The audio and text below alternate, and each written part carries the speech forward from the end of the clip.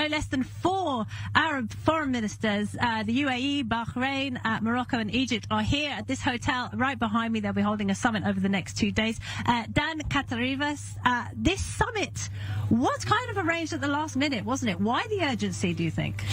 Well, I mean, I think that obviously you have the Iran deal, and probably, as Danny Ayalon said, this is probably also one of the catalysts to this meeting, especially that the Americans are coming here. So that probably was the urgency in order to actually, before anything is finalized, to maybe discuss the issue between the partners here and also to discuss with the Americans. So I think that probably the Iranian deal was the trigger for such an urgent meeting here. Okay, but obviously I think that there are some other issues also. I mean, certainly what happened in Europe, okay, and the gas issue, for instance, that and production of oil and all that also is an urgency in terms to try to find solution for energy problem that might happen in Europe, etc. And in a way, the consolidation or solidification of the Abraham Accords also is important because, again, I mean, we waited for 73 years in Israel to have such a meeting. So why to wait if we have the possibility of doing that? Okay, so I think that you have a subject that call for urgency, but we're also looking at long-term changes. Okay, we're looking at really tectonic changes in the Middle East. That suddenly Israel is part of the region, part of what's happening here. Usually, we're always alone, surrounded by not so friendly country, trading only with Europe or with the United States and with Asia, but not with our immediate neighbors. Israel is usually the subject of international summits rather than the one hosting them. And also, I think that it's very interesting that now the Middle East, that was always, I would say, the source of violence and of war, etc. Now the war and the violence is someone else, and here we are projecting the image of negotiation, of peace building, etc. So it's really quite amazing to see that. That is certainly a point I want to pick up on in just a moment. But we are going back now to our Tel Aviv studios. Owen Alterman is there now. Owen, what can you tell us? Yeah, a terror attack, sadly, in HADERA, north of Tel Aviv. Police called to the scene at 8:43 after they had received a report. Also, the Magen David Adom health service as well. 7 injured, 2 severely. There is a video widely circulating in Israel on WhatsApp showing men in Muslim garb, decidedly Muslim garb, taking out what looked like large weapons and shooting them. I think we're seeing it on our screen right now. Bahrain available? And obviously that is showing, potentially leading the police to believe that this is an attack that may have had nationalistic motives and not criminal motives. Owen, thank you very much indeed. Owen Alterman there with some breaking news from central Israel. But we are live in the Negev where a landmark summit is taking place over the next 2 days. Another summit is also taking place at the moment, and that is over in Doha. We can take a listen now to the U.S. chief envoy to Iran, Rob Malley, who, of course, is leading negotiations with Iran to revive the JCPOA nuclear agreement. Let's take a listen. We're pretty close to a deal, but we've been pretty close now for some time, and I think that tells you all you need to know about the difficulty of the issues that remain. But I could say the sooner we get back into the deal, which is in our interest, and we presume in Iran's interest, the more faithfully we implement it, and the more we could build on it to address other issues between us and Iran and between Iran and the region, the longer, the more sustainable, the more solid, and the more beneficial, mutually beneficial.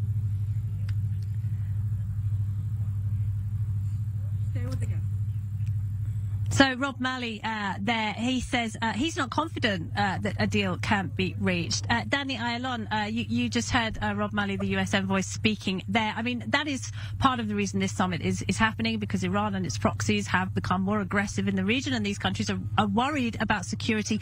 And part of that concern is that the US is thinking about lifting the Iranian National Guard from its list of terror organizations. Do you think this deal is still going to be signed?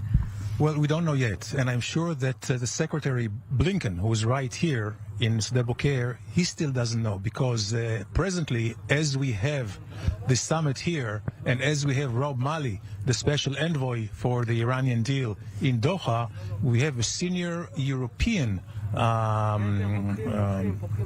envoy in Tehran. So And what the sticking point at this time is, of course, the Revolutionary Guards. Indeed, if the Iranians will accept the terms of Europe and the United States, we may see a deal. If they do not, we may not see a deal. And this is something which is of concern to all the participants here, because all these countries in the region cannot understand why the United States would even consider delisting the Revolutionary Guard from the terror list, especially as they are responsible for more American death than anyone else in the last 3-4 decades. 1983 in Beirut, 241 Marines were killed by Hezbollah, supported by Revolutionary Guard. But also, the taking the Revolutionary Guard off the list, coupled with a massive or influx of funds to Iran, to the Revolutionary Guard, guarantees havoc and chaos in the region. And this is why the concern, this is why the timing of this summit, and this is why we see an offense, a charm offense, where Rob Malley is sent to the Gulf and Blinken here. Eli, do you think that Antony Blinken will be bringing the kind of assurances tonight that the foreign ministers behind us are hoping to hear? No. And I think that, interestingly enough, Laura, when we're looking at this round table of 6 foreign ministers, perhaps Jerusalem and Washington are the farthest apart when we're talking about those sticking points. Let it be Iran and let it be the Palestinian issue, by the way.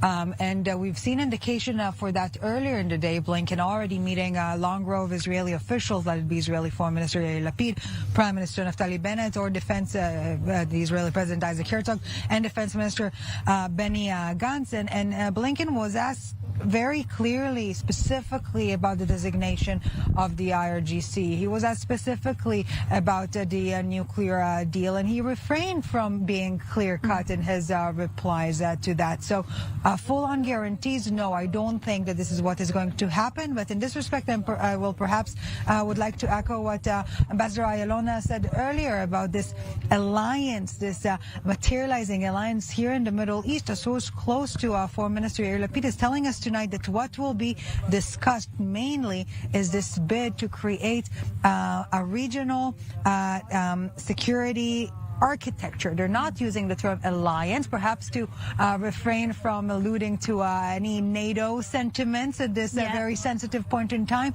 but they are talking about, again, this security mechanism that will be built between those members. And just, Laura, to connect us to what is currently unfolding in Israel, in the city of HADERA, 2 confirmed killed in this apparent terror attack, with the entire country on the highest alert because of the summit and because of the rise we're seeing in terror activities. Most recently, just last week, a fatal terror attack here in the Negev area in the city of Beersheba.